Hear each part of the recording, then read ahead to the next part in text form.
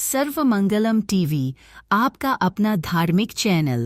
ये बात की 2025 की मंगल और अमंगल पर, मगर अगर बात किया तो यही 2025 में एक मंगल कार्य हो रहा है, वो भी प्रयागराज की उस भूमि पर, कुंभ का मेला। कुंभ के मेले पर आपके क्या विचार है? कुंभ का मेला क्यों होता है, क्या होता है? ज्योतिष पद्धति के हिसाब से कौन सा नक्षत्र कहाँ पर आता है तो कुंभ होता है। साथ में हमारे कुछ ही दूर पर उज्जैन है, तो उज्जैन में सिंहस्थ लगता है। तो सिंहस्थ की क्या सिंहस्थ और कुंभ में क्या डिफरेंस है, वो आप दर्शकों को बताएं। देखिए, ये एक तो प्रक्रिया है कि ज्योतिषीय दृष्टिकोण से। अब जैसे अगर हम देखेंगे तो गुरुदेव जो है बृहस्पति वो वृषभ में है और सूर्य चंद्रमा मकर में है। तो ऐसी स्थिति में क्या होगा कि ये प्रयागराज में लगेगा। ठीक है, ये ज्योतिषीय गणना है। और 12 वर्ष के बाद जुपिटर जो है हर वर्ष एक राशि पार कर लेते हैं। तो 12 वर्षों के बाद पुनः उसी राशि में आते हैं, इसलिए 12 वर्षों के बाद पूर्ण कुंभ लगता है। ठीक है, ये ज्योतिषीय गणना है और ये 4 स्थानों पे लगता है, ये सभी जानते हैं। इसमें जो महत्वपूर्ण है वो चीज समझने वाली है। बताएं आप। अगर आप कहें तो मैं वो बताऊं। नहीं, आप बताएं, दर्शक सुनना चाहते हैं और दर्शक तो आतुर है। एक तो प्रक्रिया ये है कि 2 प्रकार की गतियां हैं, एक है बहिर्मुखी, एक है अंतर्मुखी। अब कुंभ को दोनों तरीके से समझना पड़ेगा। बहिर्मुखी गतियों में नक्षत्रों की बात है, तिथियों की बात है। और बहिर्मुखी गतियों में हम देखेंगे बृहस्पति वृषभ राशि में है, चंद्रमा और सूर्य जो है वो मकर राशि में है। तो ये योग जो है प्रयागराज में बन रहा है, जिसमें गंगा जमुना तो दिखाई देती हैं, लेकिन जहां वो मिलती हैं उस क्षण को सरस्वती कहा जाता है। वो सरसता वहीं होती है उसी क्षण। और उस मुहूर्त में जब कोई स्नान करता है और स्नान करने के बाद अगर वो व्यक्ति थोड़ा सा कुंभक, क्योंकि कुंभ में लगा है ये, तो अगर श्वास रोक के बिल्कुल डुबकी लगाई जाए और नाभि आपके पानी के अंदर हो, उस वक्त आप ध्यान करें, ओम गंगा देव्यै नमः, ओम सरस्वती देव्यै नमः, ओम यमुना देव्यै नमः। कम से कम माँ गंगा को प्रणाम करें, फिर आप बाहर आए। ऐसे आप कितनी डुबकियां लगा सकते हैं? तो ये क्षण इतने अमूल्य होंगे, क्योंकि ऐसी स्थिति में ब्रह्मांड से बहुत सारे ऊर्जा के, बहुत सारे तेजों में ऐसे आशीर्वाद, ऐसे ऑरा उस स्थान पे, उस लॉन्गिट्यूड लैटिट्यूड पे बरसता है कि अगर आपने भी तैयारी की है तो आप चार्ज हो सकते हैं। 2 प्रकार की बातें हैं, सिग्नल आ रहे हैं लेकिन रिसीवर को पता नहीं है तो काम नहीं होगा। रिसीवर तैयार है, सिग्नल नहीं आ रहे तो भी काम नहीं होगा। अब सिग्नल तो आ रहे हैं प्रयागराज में, और अगर तुम भी तैयार हो तो घटना घट सकती है। फिर वहां पर ना जाने किस वेश में नारायण मिल जाए, वहां पर गंधर्व आएंगे, यक्ष होंगे, किन्नर होंगे, वहां पे नाना प्रकार की दिव्य चेतनाएं वो भी तरसती हैं इस 12 वर्ष के बाद प्रयागराज के कुंभ को, क्योंकि यहां पर वाकई त्रिवेणी का आशीर्वाद मिलता है। तीनों दिव्य, और नदियां भी मामूली नहीं है, ये दिव्य तेजों में नदियां हैं। अगर इनकी आप स्टार्टिंग सुनेंगे तो आप हैरान हो जाएंगे, ये तेजों में क्यों हुई? नारायण ने जब पैर अपना बलि के दरबार में थे और उन्होंने कहा मुझे 3 पग भूमि चाहिए, कच्छप के ऊपर उन्होंने एक पैर रखा, पृथ्वी वाले जहां पृथ्वी को संभाले हुए हैं, और एक पैर ले गए वहां यज्ञ स्थली पे, और बलि को कहते हैं ले भाई ये स्थान नपा, और दूसरा पैर ले गए अंतरिक्ष में, ब्रह्मलोक में। ब्रह्मा जी बड़े हैरान हुए कि अरे ये तो भगवान विष्णु का चरण आ गया है। उन्होंने अपने कमंडल से जल, दिव्य जल निकाला और उनके चरणों पे चढ़ाया, अभिषेक किया भगवान का। अभिषेक करने के बाद जब जल नीचे गिरा तो भगवान शिव ने देखा ऐसा अद्भुत जल, ये तो विष्णु चरणोत्कम पीत्वा पुनर्जन्म न विद्यते, ये वाला जल आया है। उन्होंने अपनी जटाओं में धारण कर लिया। अब देखिए, जटाओं में धारण करने के बाद फिर यही जल को पृथ्वी पे लाने के लिए ऋषि गौतम और ऋषि भागीरथ राजऋषि हैं और गौतम ऋषि हैं। सबसे पहले गौतम लाए, अच्छा, गंगा को पृथ्वी पे गौतम लाए हैं पहले। फिर भागीरथ जी कहानी कैसे जुड़ी गुरुदेव? भागीरथ बाद में लाए। भागीरथ की तो समस्या ये थी ना कि सगर के 60,000 पुत्रों का वो तो भस्म हो गए थे कपिल मुनि के श्राप से, उनकी मुक्ति के लिए वो लाए। उससे पहले ऋषि गौतम ने कैलाश मानसरोवर में जाके कुशा के आसन पर बैठ के भगवान शिव का ध्यान किया, और शिव जो प्रसन्न हुए और बोले पुत्र बोलो क्या इच्छा है। बोले एक ही इच्छा है, ये जो पतित पावनी है, ये जो गंगा आपकी मस्तक पे है, इसकी एक जटा मुझे दे दीजिए। मैं चाहता हूं लोगों का कल्याण हो, मैं चाहता हूं जनमानस का कल्याण हो। तो पहले वो लाए, तो उसे गौतमी कहते हैं, गंगा गौतमी, गंगा गौतमी कहते हैं। बाद में ये गंगा जी आई, गंगा भागीरथी हो गई। और गंगा भी फिर कहानी बहुत है कि गंगा कहाँ कहाँ गई। गंगा देखिए देवलोक में भी है गंगा, इस रसातल पर भी है गंगा, पृथ्वी पर भी है, और बिल्कुल पाताल में भी गंगा है। तो तीनों स्थान पर गंगा बह रही है। तो गंगा प्रमुख नदियों में मानी गई है मैंने सनातन धर्म में। गंगा का स्थान बड़ा ऊंचा है। जिस जल को भगवान शिव अपनी जटाओं में धारण करते हैं, देखिए क्या संदेश दे रहे हैं। गंगा उनकी सगी साली है, पार्वती जी की बहन है, दक्ष की कन्या है। गंगा एक देवलोक की एक दिव्य चेतना है। अच्छा। उसका ओज, उसका करंट, उसका तेज।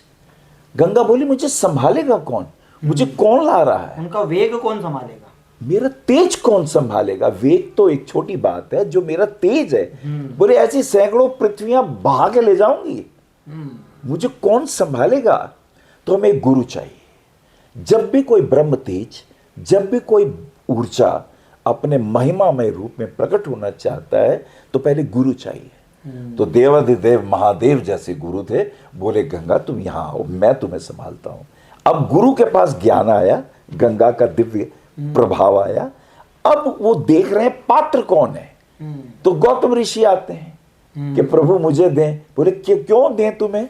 बोले हम चाहते हैं ये गंगा जहां जहां बहे वहां वहां तीर्थ हो जाएं, वहां वहां आप रहें, वहां वहां जो लोग अपने पितरों के लिए तर्पण करें, मार्जन करें, जप करें, तप करें, वो मोक्षगामी हो। वस्तुतः उद्देश्य तो एक ही है कि इस मृणमय शरीर में जो चिन्मय है, बिना उसे जाने विदा नहीं होना चाहिए। मनुष्य योनि पाकर भी अगर आम जंतु जीवों की तरह तुमने सत्य को पाया ही नहीं, तो उद्देश्य बेकार हो गया। तो शिव जी कहते हैं उद्देश्य पूरा करने के लिए कौन पात्र है, तो गौतम पात्र है। तो उसके बाद भागीरथ आए। अब इसके पीछे की जो गहरी बात है वो सुन लीजिए आप। बताइए। रावण की नाभि में भी अमृत था। रावण की नाभि में तो अमृत है ही सही बता। तो ये तो अमृत सबकी नाभि में है। अच्छा, ये सबकी नाभि में अमृत है। इसको जानने के लिए ही जन्म हुआ है। यदि कहते हैं उत्तिष्ठ अमृत सपुत्रा, यानी इस अमृत को बिना चखे बिना जाने तुम्हें विदा नहीं होना। सही बात। तो तुम्हें एक गुरु चाहिए। तुम अपने को कैसे जानोगे, तुम्हें अंतर्मुखी होना पड़ेगा। अब इंद्रियां तो बहिर्मुखी हैं, आंखें सौंदर्य ही देखती हैं। किसने कुरूपता को स्वीकार किया है। कान मधुर वाणी सुनते हैं, नासिका सुगंध सुनती है। तो इंद्रियां बहिर्मुखी हैं। लेकिन जब भीतर की यात्रा होती है, तो इंद्रियों के विषयों से अनासक्त होते हुए जब आप भीतर की यात्रा करते हैं, अब देखिए मैं कुंभ पर आ रहा हूं, इस कुंभ के अमृत को पीना है। तो हमें भीतर की यात्रा करनी है।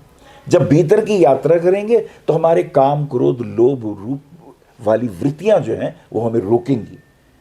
अब जब भी कोई ध्यान साधना करेंगे, रुकावट आएंगी, कहीं खुजली होगी, कहीं कुछ होगा, कहीं मन नहीं लगेगा।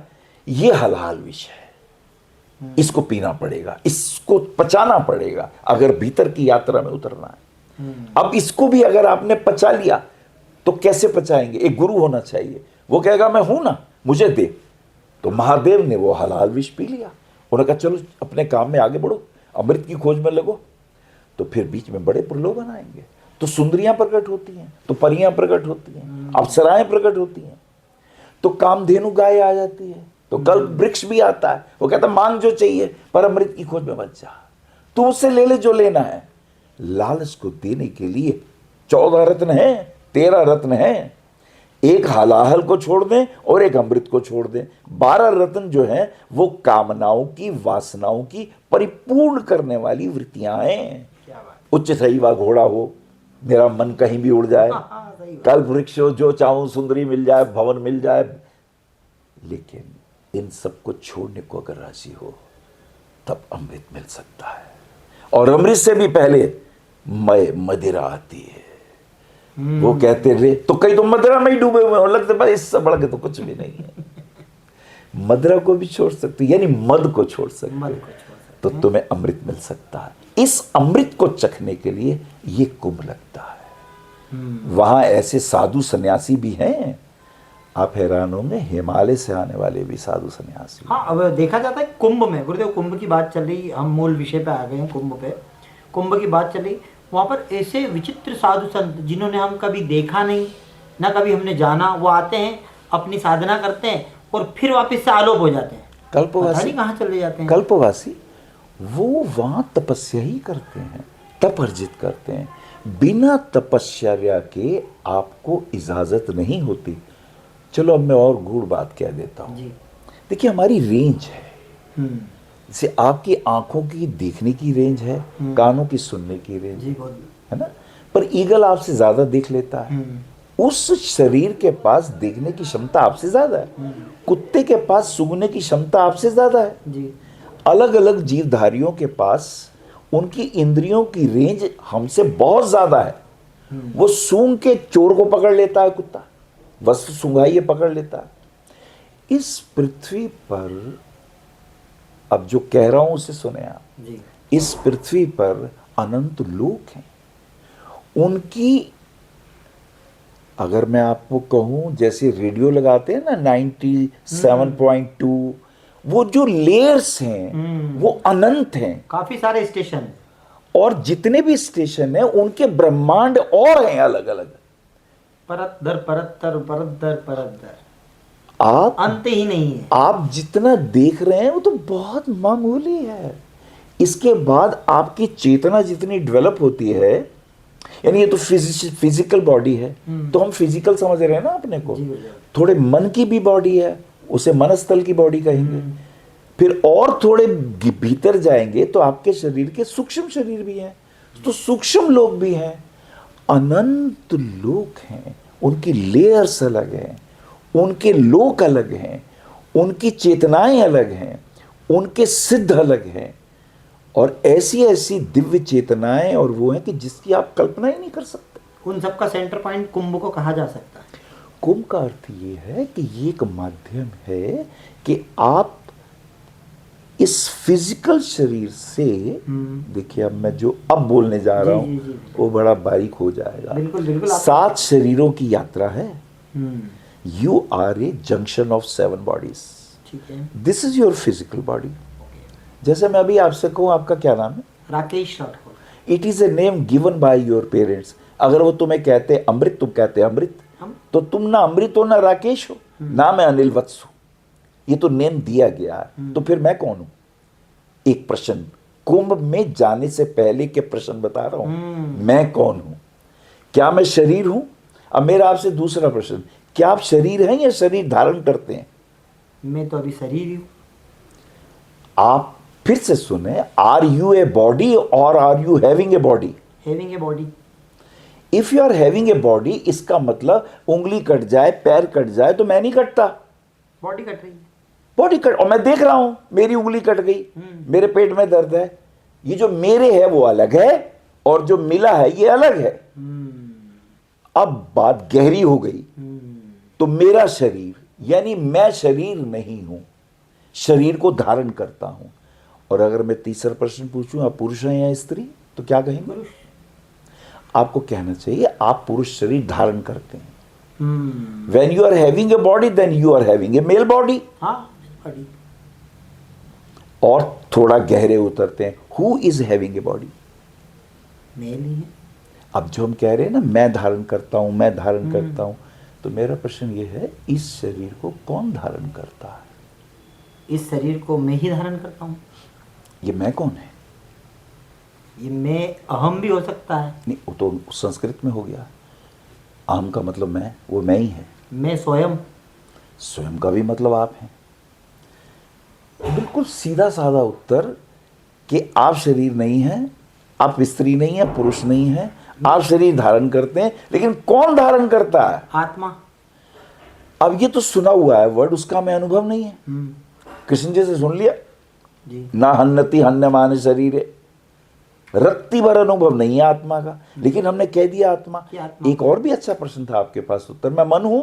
मन तो होता है ना, मेरा मन नहीं है। चंचल भी होता है, मन तो मन होता है। मन, इसका मतलब मन मीन्स माइंड। हाँ। आपके शरीर में मस्तिष्क है, मस्तिष्क में उठते हैं विचार, और जैसे विचार उठते हैं आप वैसा आचरण करते हैं। इसका मतलब you are the servant of your mind. सही बात है। तो माइंड के सर्वेंट बनना है या माइंड को अपना सर्वेंट बनाना है? अभी तो अगर देखा जाए तो जनमानस मतलब अगर देखा जाए तो 80% लोग सारे मन के अधीन है, मस्तिष्क के अधीन है। जो हमारे मन में विचार उठते हैं हम उसके अनुरूप, मेरा मन नहीं कर रहा खाना खा लेने, मेरा मूड नहीं है, मैं तो आइसक्रीम खाऊंगा। भैया कौन कह रहा है? मन कह रहा है ना। ऐसी हृदय भी है, हृदय में उठते हैं भाव, प्रेम, करुणा, दया। वहां उठता है ईगो, काम, क्रोध, लोभ, मोह और मैं। यहां उठती दया, करुणा। हृदय में उठते हैं भाव। तो अब ना तो हृदय है ना मस्तिष्क है, तो कौन है? आत्मा है, पर उसका पता नहीं है। उसको जानने के लिए कुंभ लगता है। वो आत्मा यहां है, नाभि में। नाभि बिंदु, अमृत का बिंदु, अमृतस्य पुत्रा। उसको पाने की, उसको जानने की विधा का नाम कुंभ है। ये तो बहुत अच्छी बात है, आपने कुंभ के लिए बताया कि कुंभ नाभि को जानने के लिए, और नाभि में अमृत है। अमृत कुंड उस अमृत को शुद्ध और शुद्ध करने के लिए कुंभ में स्नान किया जाना चाहिए। वो विधियां जैसे हम कहें दौड़ के आओ, क्रिकेट खेलने आते तो कहते पहले 4 चक्कर लगा के आ। 4 चक्कर क्रिकेट नहीं है, पर 4 चक्कर लगाएगा तो प्रोसेस, ये प्रोसेसिंग है। प्यूरिफाइड प्रोसेसिंग बोल सकते हैं इसको, क्योंकि प्यूरिफिकेशन हो रहा है। To know yourself there are 7 bodies. First the physical body, स्थूल शरीर, फिर उसके बाद आता है भाव शरीर, फिर तीसरा शरीर आता है मस्तिष्क शरीर, मनस शरीर, फिर चौथा आता है आत्म शरीर, फिर 5वां आता है ब्रह्मांड शरीर, कॉस्मिक बॉडी। फिर एक और आता है ये दर्शन किया, ये साकार रूप देखा। ये साकार कहां से आया है? ये प्रकट जो है ये कहां से हुआ? वो अप्रकट क्या है? वो 7वीं बॉडी है। तो ये 7वीं बॉडी की लेयर तक, पहली बॉडी से 7वीं बॉडी की लेयर तक जाने की यात्रा का आयोजन है कुंभ। वाह, कुंभ के बारे में अलग ही परिभाषा बताइए गुरुदेव ने। सर्वमंगलम टीवी, आपका अपना धार्मिक चैनल।